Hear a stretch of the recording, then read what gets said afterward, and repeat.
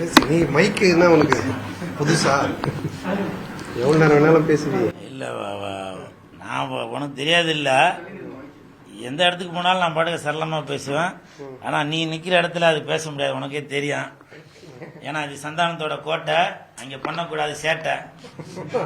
கை தட்டுவாங்களே பார்த்தீங்களா, இதுக்கு தான் நண்பன் வேணுன்றது. சில ரொம்ப சந்தோஷமா இருக்கு. கூல் சுரேஷ் கதாநாயகனாக நடித்து வெளிவரும் படம் இது. கதாநாயகனாக எத்தனாவது படம் இது? மூணாவது படம். உள்ளே செல்லாதீர்கள் அப்படின்னு டைட்டில் வச்சிருக்காங்க.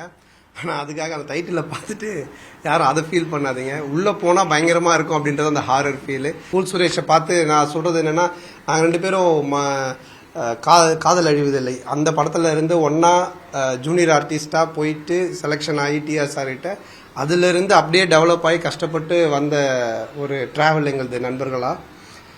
ஸோ நிறைய பேர் இப்போவே ஒரு டைம் ட்ரை பண்ணிவிட்டு கிடைக்கல, இல்லை வந்துட்டு சரியாக முடியல அப்படின்னும் போது ஒன்று மனசு உடஞ்சி போய் ஸ்ட்ரெஸ் ஆகிறேன், ஃப்ரஸ்ட்ரேஷன் ஆகிறேன், ஒரு மாதிரி சைக்காலஜி ப்ராப்ளம் வருதெல்லாம் சொல்கிறாங்க யங்ஸ்டர்ஸ். நிறைய பேர் பசங்கள்லாம் நம்ம பார்க்குறோம். ஆனால் அந்த அப்பத்திலிருந்து இன்னைக்கு வரைக்கும் எனக்கு தெரிஞ்சு கிட்டத்தட்ட 20 வருஷமாக போராடி எவ்வளோ பேர் என்னென்னவோ சொல்லி கலாச்சாரம் கிண்டல் பண்ணாலும் அதெல்லாம் தாண்டி தன்னோட தன்னம்பிக்கையினால தன்னுடைய உறுதியான ஒரு மனசுனால வந்து இன்னைக்கு கதாநாயகனா கூல் சுரேஷ் நிற்கிறாருன்னா அந்த பார்ட்டை நம்ம கண்டிப்பாக பார்க்கணும் எல்லாருமே. கொஞ்சம் இப்போ நான் இருக்கிற நிறைய பேருக்கு சொல்கிறது என்ன அட்வைஸ் கொடுக்கணும். இது இப்போ அட்வைஸ்ன்னு எதனா சொன்னால் அதுக்கு எதனா ஒன்று பேசுவான் ஒரு 10 நிமிஷம். அதனால் அட்வைஸ்லாம் வேணாம். அவனுக்கு அட்வைஸ் கொடுத்தாலும் அவன் கேட்க மாட்டான். அவனுக்கு என்ன தோணுதோ அதான் செய்வான். ஆனால் அதுதான் அவனை ஜெயிக்க வச்சிருக்கு. ஸோ அதனால் அவன் போக்கிலே அவன் போட்டோம், அதுதான் நல்லது. அவருடைய படங்களுக்கு வேற படங்களுக்கு நிறைய ப்ரமோட் பண்ணுவார் போயிட்டு அது பார்க்கும்போது உங்களுக்கு என்ன தோணும்? இல்லை அதுதான் நான் சொல்கிறேன்ல, இப்போ நான் சில விஷயங்கள் அவனை இது பண்ணாதன்னு கூட நான் சொல்லியிருக்கேன். ஆனால் அதெல்லாம் அவன் கேட்க மாட்டான். அவனுக்கு என்ன தோணுதோ அதை செய்வான். ஆனால் அவன் எதை நோக்கி போகிறானோ அதை கண்டிப்பாக போய் அடைஞ்சிருவான். ஸோ அதனால் அது கரெக்டாக இருக்குது. அவன் போகிற பாதை, அவனை நோக்கி அவன் போகிற விஷயம் கரெக்டாக இருக்குது. அதனால் நம்ம அதை டிஸ்டர்ப் பண்ணாமல் விட்டுட்டாலே போதுன்னு தான் நினைப்பேன். பேய் கதைன்னு நாங்கள் என்ன குத்தகைக்கு எடுத்து வச்சுருக்கோம் அப்படிலாம் கிடையாது.